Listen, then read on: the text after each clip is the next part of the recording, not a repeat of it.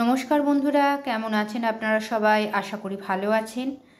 তো আজকে একটি রেসিপি বানাচ্ছি। এটি আমার মা খুব ভালো রান্না করে থাকে, মায়ের স্বাদটা অপূর্ব হয়।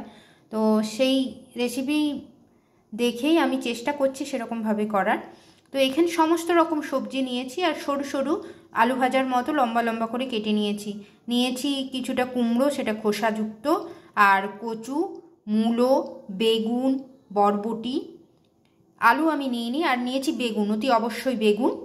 আর নিয়েছি এখানে পালং শাক। এখন তো শীতের নতুন পালং শাক, তো নরম, তো একটু পালং শাকের যদি মোটা ডাঁটাগুলো হয়, গোড়ার দিকটা হয়, খুব ভালো হয়।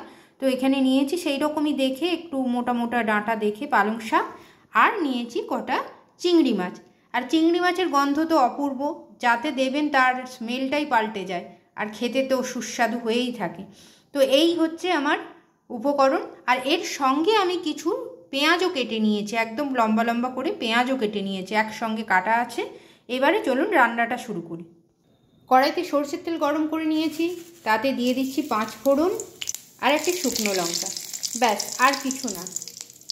এবার এর মধ্যে আমি চিংড়ি মাছগুলো দিয়ে দিচ্ছি, একটু সামান্য নুন দিয়ে চিংড়ি মাছগুলো ভেজে নিচ্ছি।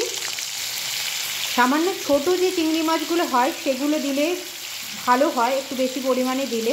তো আমার কাছে এই বড় চিংড়িগুলো ছিল, তাই দিয়েই করছি। তো একটু চিংড়ি মাছগুলো লাল হয়ে গেছে।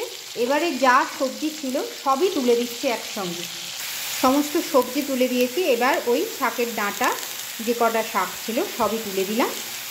এবারে ভালো করে নাড়াচাড়া করার পালা।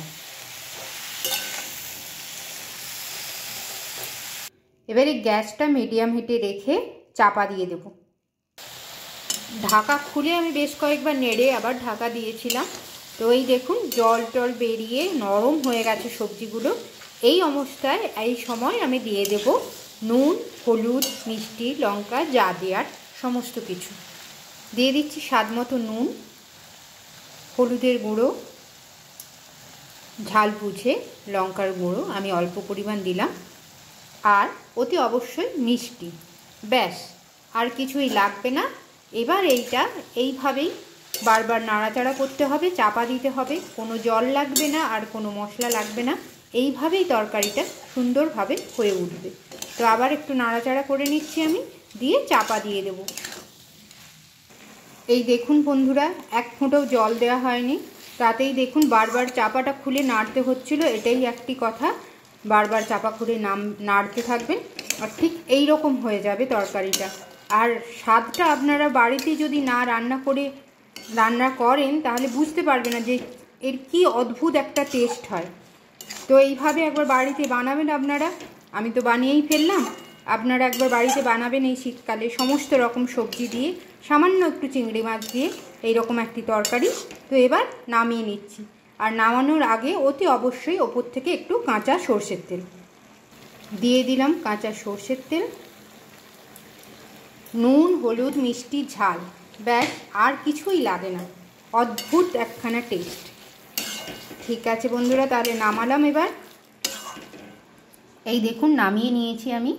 তো সারা শীতকালের মধ্যে একবার এইরকমভাবে তরকারি বানিয়ে খাবেন, সামান্য একটু চিংড়ি মাছ দিয়ে। খুব অদ্ভুত সুন্দর খেতে লাগে, টেস্টটা সুন্দর, গন্ধটাও সুন্দর। তাহলে আজকে বন্ধুরা এইটুকুই রাখলাম। নমস্কার।